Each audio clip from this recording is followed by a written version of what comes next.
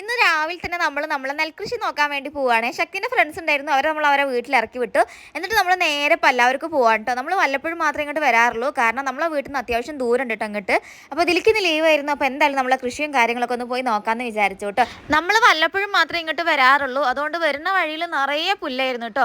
പുല്ലായിട്ട് നമുക്ക് നടക്കാൻ പോലും പറ്റുന്നുണ്ടായിരുന്നില്ല. അപ്പോൾ ഇതാണ് കേട്ടോ നമ്മളെ പാടം എന്ന് പറയുന്നത്. ഇതിൻ്റെ തൊട്ടപ്പുറത്തുള്ള പാടവും നമ്മളെ തന്നെയാണ് കേട്ടോ. നമ്മളെ നെൽകൃഷിയൊക്കെ നല്ല രീതിയിൽ വളരുന്നുണ്ടായിരുന്നു.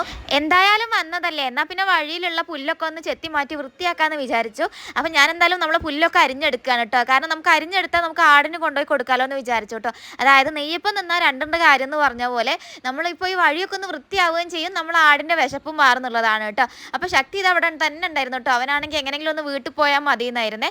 അങ്ങനെ നമ്മളത് ആവശ്യത്തിലുള്ള പുല്ലൊക്കെ ചെത്തിയെടുത്ത് വീട്ടിലേക്ക് പോവുകയാണ് കേട്ടോ. പുല്ലൊക്കെ ചെത്തി മാറ്റിയിട്ട് നമ്മൾ രണ്ടുപേരും നന്നായിട്ട് ക്ഷീണിച്ചിട്ടുണ്ടായിരുന്നു. അപ്പോൾ എനിക്ക് നിങ്ങളോട് പറയാനുള്ളത്, എല്ല് മുറിയെ പണിയെടുത്താൽ പല്ല് മുറിയെ തിന്നാം.